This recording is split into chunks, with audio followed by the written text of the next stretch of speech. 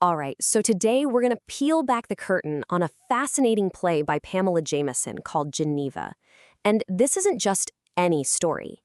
It's a deep dive, a theatrical look into one legendary summer, a summer that, believe it or not, gave birth to some of literature's most famous monsters and pretty much changed everything. So what does happen when you trap four literary geniuses together during a summer storm? I mean, that's the big question, right? It's the spark that ignites this entire play. And what Jameson does so brilliantly is take this famous historical moment and just turn it into this theatrical pressure cooker. You can almost feel the ambition, the jealousy, and just that raw creative genius all starting to boil over and collide right there on stage. Okay, so let's set the stage. Picture this. It's the summer of 1816. But forget everything you think about summer vacation. There's no sun. Instead, it's just endless, cold rain. So our cast of brilliant, restless characters, they're stuck indoors, right on the shores of Lake Geneva. And you just know this is the perfect setup for a theatrical storm. So at its core, what this play is really about is this pivotal meeting. And look, it's not trying to be some dry historical documentary. No way. It's an exploration of these intense, totally life-altering bonds that were forged between giants like Lord Byron, Percy Shelley, Mary Shelley, and yeah, the guy watching it all with a super jealous eye, Byron's doctor, John Polidori. Now, this is a really cool detail from the playwright herself. Jameson gives this note. The sets should be simple, minimal, impressionistic rather than naturalistic. This is such a key instruction. She's basically telling us right from the get-go, hey, you're not here for a history lesson. We're stepping into a world of memory and emotion. It's all about the feeling, shaped by light and sound, not about getting every historical detail perfect. All right, let's meet the dramatis personae, the players on the stage. And it's so important to remember, we're not just looking at historical figures here. These are characters, carefully crafted by Jameson. Their personalities, how they clash and connect, that's the engine that drives this entire dramatic story. So first up, the poets. On one side, you've got Lord Byron. I mean, this guy is the witty, charming, unpredictable superstar. Think rock star poet. But he's also got these wild mood swings and bouts of melancholy. And then you've got Percy Bysshe Shelley. He's this perpetually disheveled, super idealistic, and impressionable guy. He's all about big ideas. This contrast between them, it's the absolute core dynamic of the play. And then you've got the people watching them, the observers. You have Mary Shelley, intelligent, intense, serious. The playwright calls her an acute and focused listener, which is perfect. She's the one taking it all in, she sees everything. And then, oh boy, then there's Dr. John Polidori. He's described as arrogant, vain, tactless. Basically, he thinks he's the next big thing. And his desperate need to be part of this genius circle, it just creates this constant, simmering tension. This is where you see the real craft of a playwright. The costume notes are basically cheat sheets for the characters' personalities. Byron is elegant, romantic, exquisitely tailored. Polidori, fussy, overdone, he's trying way too hard.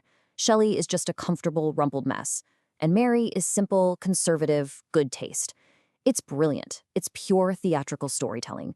Before anyone even says a word, you already know who they are just by looking at them. So you take these four combustible personalities, you trap them in a house together, and boom, the play just ignites.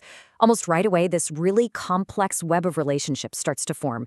It's this wild mix of hero worship, intense intellectual debates, and of course, that ever-present simmering jealousy. And you see it happen right on stage. There's this one line where Polidori says to Byron, right after he meets Shelley, "This is the first time I've seen you laugh in weeks." Just that one line tells you everything.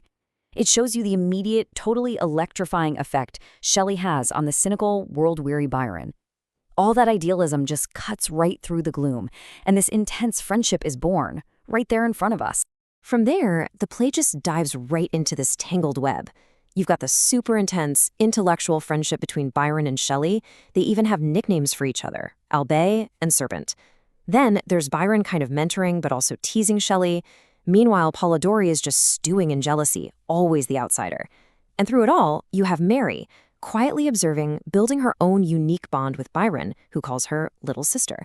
And yeah, there's definitely this complex, almost erotic tension bubbling under the surface between Byron, Shelley, and Mary. Well, with all that tension, you know something's gotta give. And it does. It all boils over when Polidori's jealousy just gets the best of him. He actually challenges Shelley, a known pacifist, to a duel. And in this incredible moment of fierce loyalty, Byron immediately steps in and offers to fight in Shelley's place. It's such a powerful moment on stage. It just crystallizes where everyone's loyalties really lie. Okay, so here we are. Tensions are at an all-time high, they're still trapped inside by the endless rain, and everyone is getting seriously restless and bored. This is the setup for what is probably the most pivotal scene in the whole play, where a simple little game gets proposed that, and this is no exaggeration, will end up changing literary history forever. And it's Byron who says it. We must do something to lift our spirits. A competition, a contest to see who can write the best ghost story. And just like that, with that one line, he unleashes this legendary creative battle. What starts as just a way to kill time and escape the rain, well, for these intensely brilliant and competitive people, it becomes something so much bigger. And the result? The result is absolutely staggering. Think about it. From this one simple ghost story contest, on one rainy night, two of the biggest icons in all of horror literature are conceived. We're talking Frankenstein's monster and the modern vampire. It's just incredible, and the play shows us exactly how this creative explosion happens. First, let's look at Mary. The play gives us this amazing window right into her mind. Her idea doesn't just pop into her head. No, it comes from a terrifying wiki nightmare. The script actually dramatizes this horrifying vision she has of a reanimated corpse. And that leads her to this incredible realization. What terrified me will terrify others. And right there, from that personal horror, her masterpiece, Frankenstein, is born. Now, the origin of the modern vampire, well, that's a much messier, more complicated story. In the play, Byron writes a little fragment about a vampire nobleman, but he just kind of dismisses it as only notes. Then, in this really condescending move, he basically gives the idea away to Polidori.